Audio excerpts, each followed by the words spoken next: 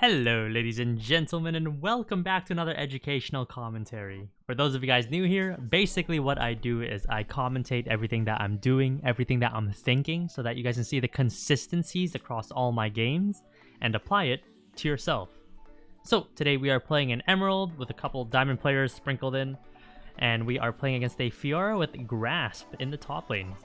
The one special thing I'm running this game is I am running Flash Ignite, which is a summer spell that can be utilized into random matchups that jump onto you like Jax, Fiora, and Renekton, and that tend to run into bushes after. And when you ignite someone, you can see them and rush. But going into the laning phase, what I like to always do is control the brushes by auto-attacking and go into the brushes to reset the minion aggression. But it seems like this guy's doing that, and he has a better ability to control the brushes. So right there, a little free auto. And when it comes to the Fiora matchup, a lot of it comes down to spacing and predicting when he's going to jump onto you. So for example, right here, I'm going to walk up in a bad position, so he Qs onto me, and then Q away, and then auto him right when he Qs onto me. But you have to do it in a predictive manner. You can't react to his Q unless he's really far away, which is not the case a lot of times. So make sure you are being very mindful of what he can potentially do and be ready to jump. Maybe you have like 10 ping, you might be able to do it reactively, but with 47 ping from Vancouver, that ain't happening. So right here, I have a bad Vital, but that's fine. Walk forward, Q away, auto him when he goes for the Q.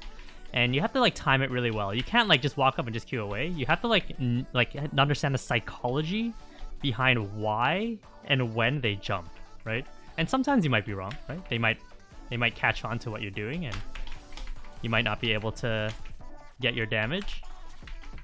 I should be able to kill him here. Yeah, I should drop the ignite. And then flash after him, Q, auto, dead, and the wave is bouncing towards him. Bouncing towards him, I can't base. So I need to push out the wave, this wave, and the next wave that's coming right now. And then we need to take a base so I can spend the money I just got. So we're gonna push the waves right now. Push, push, push, push, push. Level up my Q. Poke the Fiora a little bit. And try to push out the waves. If you're a bit lower HP though, you're forced to base there. But if you played his Qs really well, you should be fine. Hopefully I don't get ganked by Briar here. But let's push right here. Push, push, push. Come on, please. Thank you very much. Push, push, push.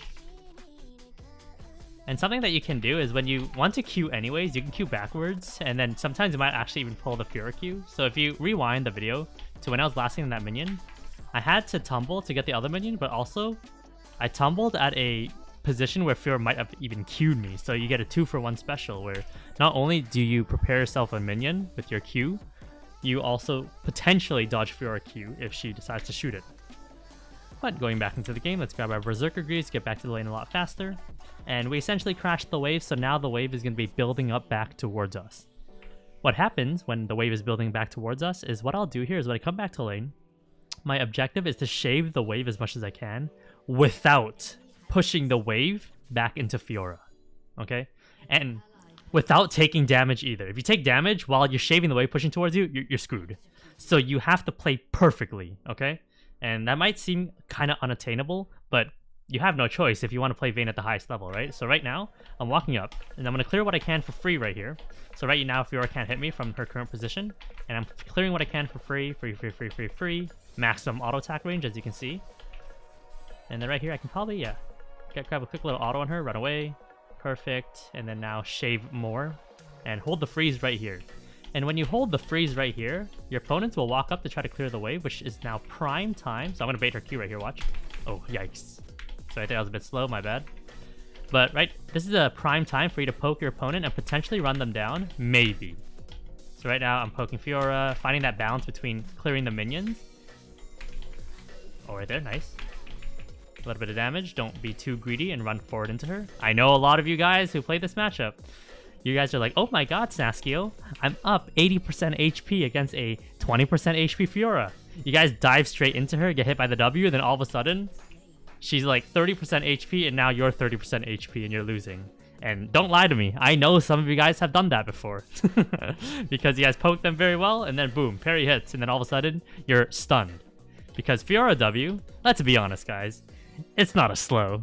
You're pretty much stunned if you get hit by it.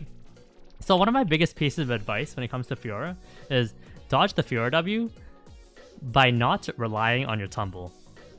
Every single Fiora W I've dodged so far, except maybe the first one, I've dodged it with pure good movement this game. I believe those two. You want to dodge Fiora W with just good movement. That's it. Obviously, yes, if you can dodge the Fiora W with tumble, do that. Don't get me wrong, right? Do it. But a lot of times your tumble won't be available when she actually uses her W. But anyways, going back into the game, we are right now doing a 3-wave crash into Fiora, and then we will probably take a base. If not, I'll poke her really hard. But basing right here is a good timer to base because I get a Vamp Scepter, and I get back on the map, and I can pressure with the Vamp Scepter. So right here, we're going to push. Briar is bot lane. I can stay. The issue with staying is I need to stay for 3 more waves because the next wave that's coming is a cannon wave. So I'll push, poke the Fiora a little bit. Poke, poke, poke. Notice the way I poke, guys. I am hugging this side of the wall right here. And just slowly poking the Fiora. I got my lethal tempo now. Makes it a lot easier. And now we hit the tower. Now we're tanking a million minions. Yeah. Get a couple damage attacks on her and just pushed out the wave. And the reason why you have to stay for 3 more waves if you decide to stay instead of basing right there for Vamp Scepter is because you need to make sure that you base on a cannon wave if possible. Yeah, man. Okay, I might actually die here. There's a good chance I'll die here in a second, guys. But we'll see if she pokes and jumps on me very well.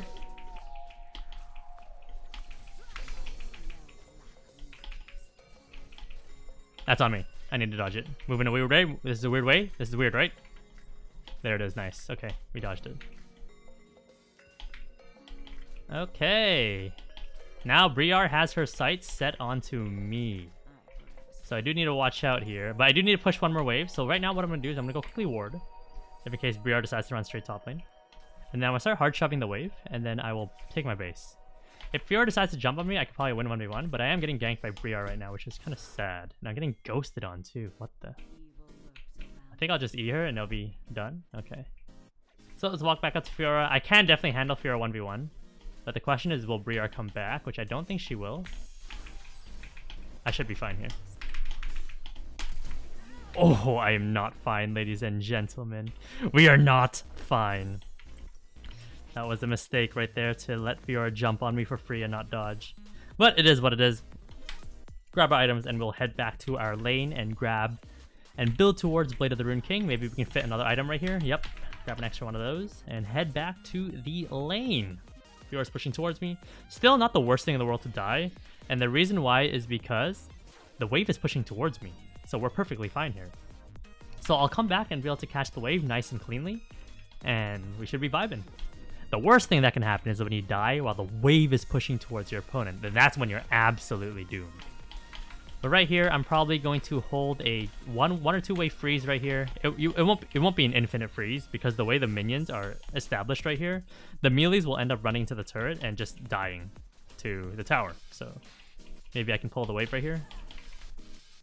Yeah, so pull the wave out, pull, and then we can hold the freeze.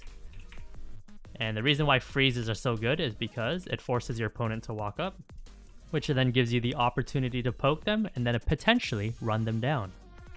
Let's go ping that pink ward for 5 gold and clear the wave a little bit. Clear. And now we'll poke the Fiora when she tries to clear the wave. And eventually, potentially run her down maybe, if I play well. Right now I'm not playing well at all.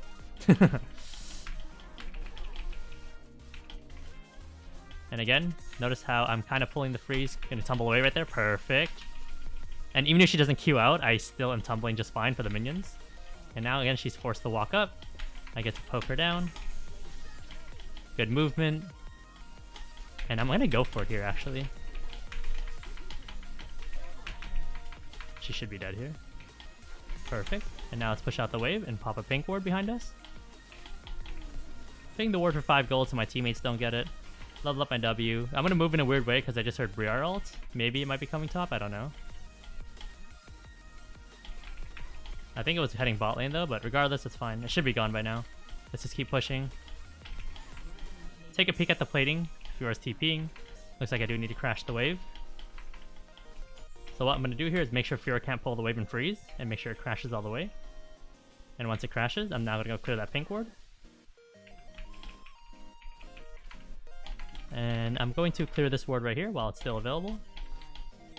And I'm going to base, and Fiora can unfortunately one wave crash, and then clear my pink ward, and have the wave crash, so it makes me lose entire wave. But hopefully she slow pushes, but if she pushes, it is what it is.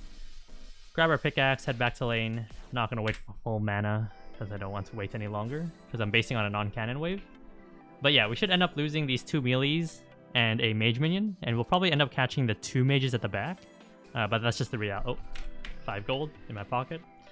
I had my other hand available because normally I only have 1 hand available when I'm playing League and I get to see Vayne all the time. But regardless, we're coming back. And let's build up our 3-wave crash now. Now, right now the wave's not frozen because it's clearly pushing towards Fiora. Because the next wave that's going to come is going to come here faster and start doing damage to the wave, which means it's pushing towards Fiora. Like, the easiest way, guys, to tell which way a wave's going is just ask yourself this simple question. If both sides disconnected in any given moment that you're looking at a wave,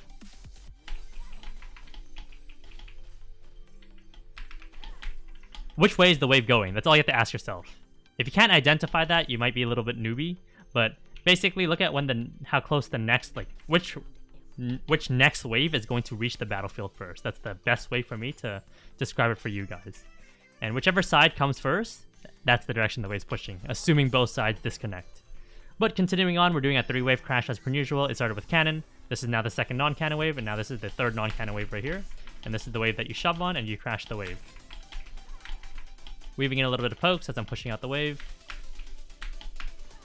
Don't miss minions just for poking sometimes. Sometimes you can miss minions, but most times you do want to make sure you land everything.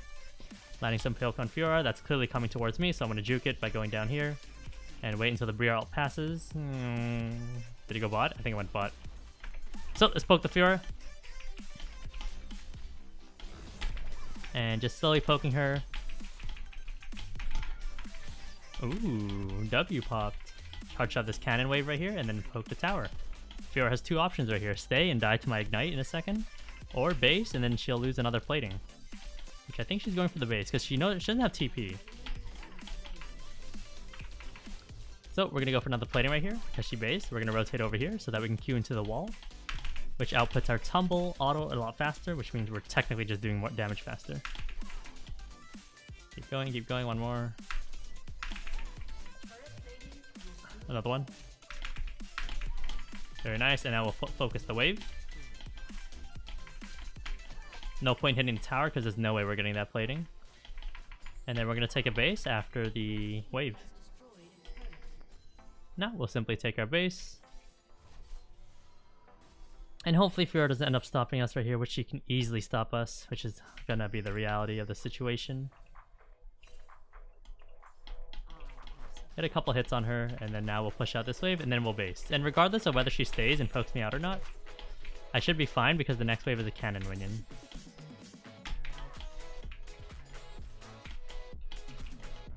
I do have my Ivern here, which this won't work in a million years. So I'm gonna take my base right here because even if she hard shoves this next wave, again, the cannon minion soaks up a million tower shots, so you will get back in time.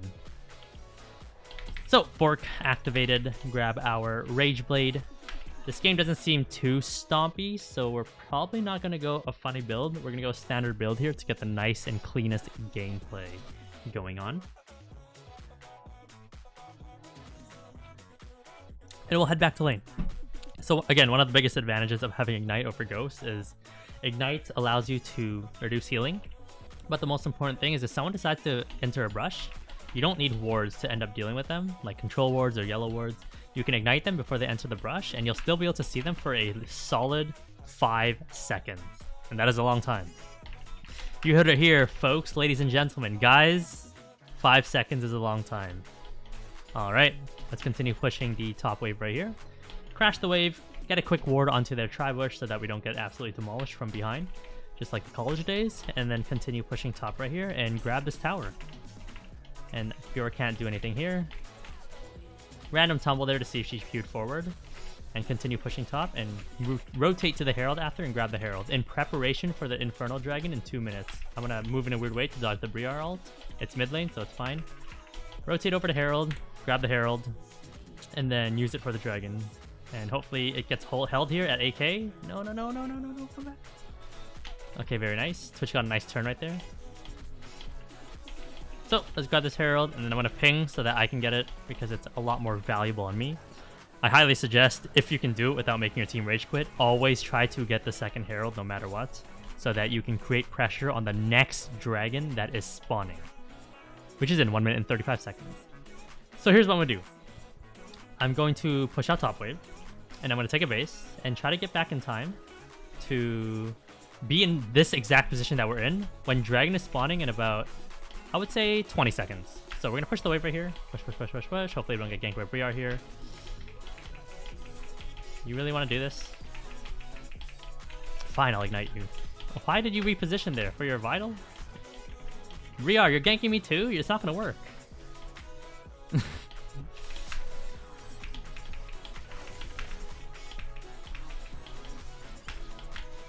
Yeah. Okay, I'm going to take my base.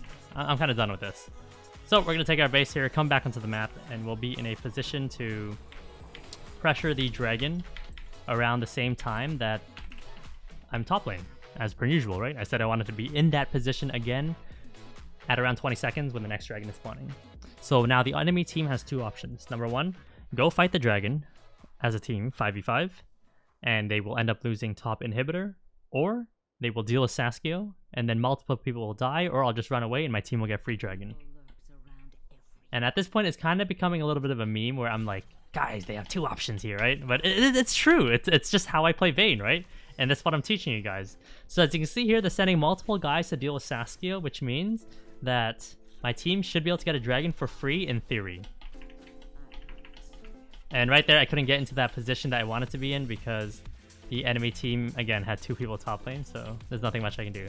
But as you can see here, my teammates are pressuring. They got bot, they got mid on lockdown, and hopefully the Kai'Sa and Soraka is rotating over there, so I can continue pressuring top lane right here. Yep, so they rotated over, so I can pressure top as per usual.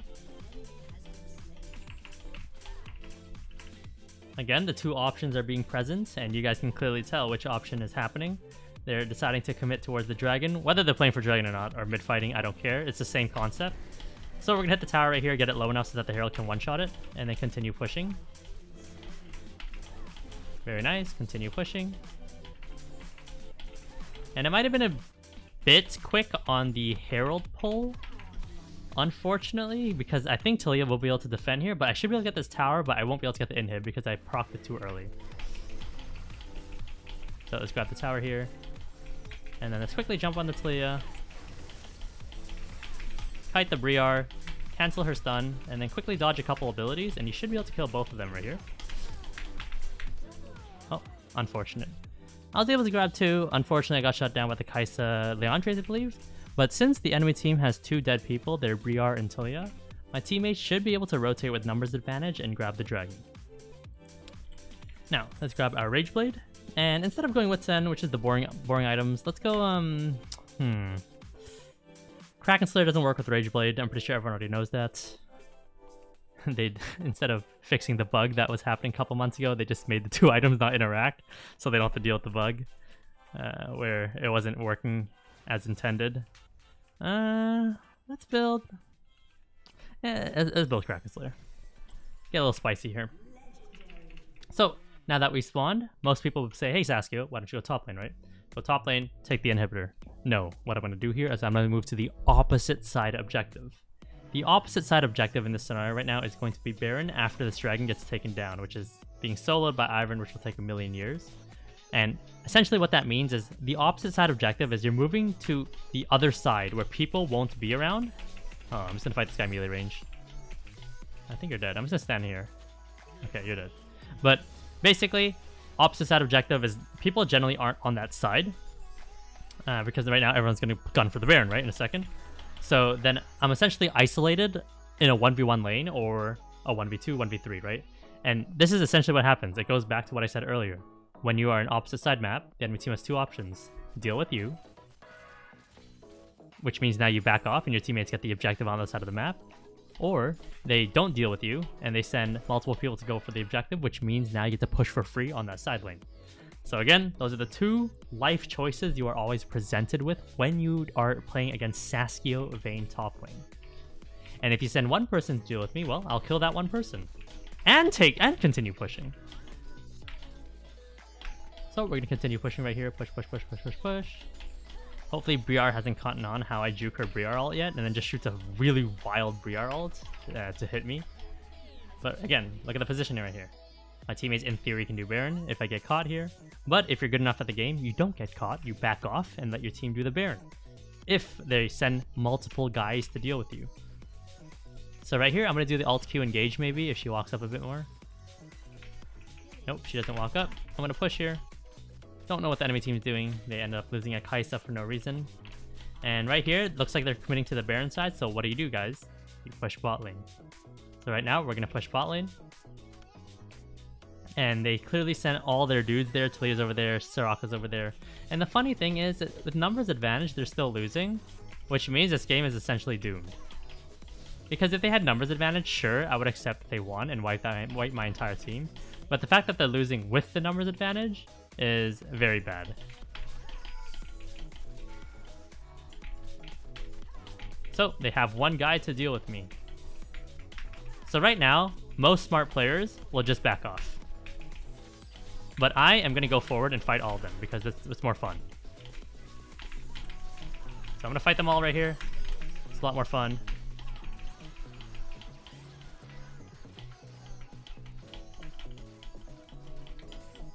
Because right now your team gets a free Baron. But, ladies and gentlemen, if you guys enjoyed the video, make sure you guys drop a like, hit the sub button, and have a fantastic rest of your day.